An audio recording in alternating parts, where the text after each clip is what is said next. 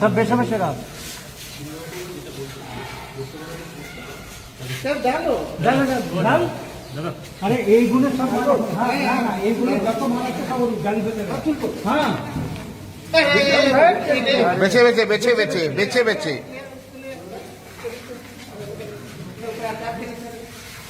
CID police তারা প্রত্যেকটি বিষয় তারা অত্যন্ত পুঙ্খানুপুঙ্খ বিবেচনা করে তারা কাজ করছে এবং আমরাও আমাদের যে কাছে যে গুরুত্বপূর্ণ যে ঘাতক যার নির্দেশনায় এবং যার পরিচালনায় হত্যাকাণ্ডটি সংঘটিত হয়েছে ও সঞ্জীবা গার্ডেনে সে মূল ঘাতক কিন্তু আমাদের কাছে আসে, সেও কিন্তু আমাদেরকে অনেক তথ্য দিয়েছে।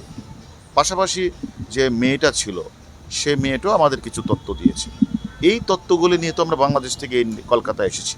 কলকাতায় এসে আপনারা জানেন যে আমরা সিআইডির সদর দপ্তরে আমরা ওই আসামির সাথে কথা বলেছি, মিলিয়ে দেখেছি, ক্রস এক্সামাইন করেছি।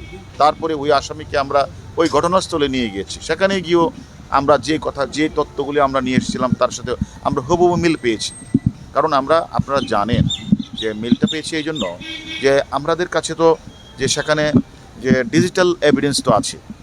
একটা জীবন্ত মানে যানজন্ত মানুষ বাসায় ঢুকলেন, সেখানে তো মেয়েটাও দেখেছে, ছবি আছে, ডিজিটাল এভিডেন্স আছে। এই মহিলা এই লোকটা এই মাননীয় এমপি মন্ত্রী আর বের হলেন না, এটারও তো প্রমাণ আছে।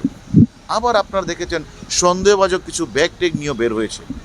সব কিছু তো এবং আমরা পারিপার্শ্বিক সাক্ষ্য প্রমাণ এগুলি মানে তারপরে তাদের স্বীকারোক্তিমূলক জবানবন্দি এবং তারপরে তাদের আসামিদের পিসি তাদের বিভিন্ন বিষয়গুলি আমি মনে করি তদন্তকারী কর্মকর্তা এগুলি আমলে আনবেন, বিবেচনা আনবেন। তারপরে কোর্টে প্রেরণ করলে সেখানে মাননীয় কোর্ট সেটাও তো আমলে নেবেন। এবং আমরা যেটা মনে করি যে এটাকে বলে জুরিসপ্রুডেন্স যে তারা এটা আমলে নিয়ে আমি তো মনে করি এটা তারা বের করবেন। কারণ তাদের আসামিদের পিসিপিআর ইত্যাদি বিবেচনা রেখে বিজ্ঞ আদালতে যে আমরা রিপোর্টটা প্রেরণ করব তদন্তকারী কর্মকর্তা, সেখানে লজিক্যাল এবং জুরিসপ্রুডেন্ট ডিসক্রিশন কাজে লাগিয়ে আমি তো মনে করি এই লোমহর্ষক হত্যাকাণ্ডের বিচার খুব কষ্টকর হবে বলে আমি মনে করি না। হারুন ভাই, ওপরে একটা রুম রয়েছে যেটা ফেস সেন্সর, সেটা এবং হত্যাকারীরা যে খুন করার জন্য যে সমস্ত ইকুইপমেন্ট ব্যবহার করে, দেখেন আমি একটা কথা বলি, আমরা আমাদের মূল ঘাতক এবং এখানকার যে জাহিদ হালদার এরা যে তথ্যগুলি তারা দিয়ে দুই দেশ থেকে আমরা নিয়েছি, আমরা ক্রস এক্সামিন করেছি। সেখানে তারা যে গাড়িটা ব্যবহার করেছে, কোন রঙের গাড়িটা ব্যবহার করেছে, কে ছিল, আমরা তো হুবহু মিল পেয়েছি। আমাদের সেখানে সিসিটিভিতে আমরা কোথা থেকে কোথায় গিয়েছে সেই সিসিটিভি তাদের আমরা সকল তথ্য আমরা পাচ্ছি।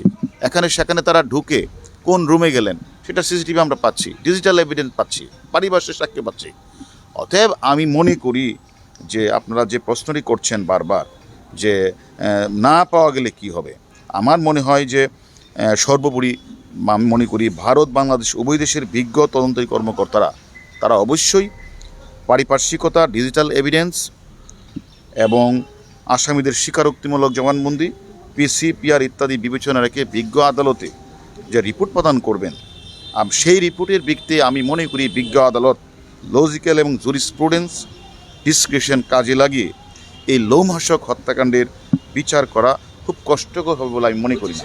তবে এটার অর্থ এই নয়, আরও তো অনেক দিন চলবে তদন্ত চলবে।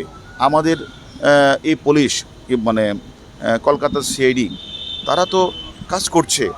আজকেও আমরা সোয়ার্স লাইন ভাঙার জন্য বলেছি, আমরা হাতিশালা কাঠের যে ব্রিজটা সেখানে আমরা ওনাদের রিকোয়েস্ট করেছি ওনারা যেন এই জায়গাটা সার্চ করে, চেষ্টা চলছে, দোয়া করেন।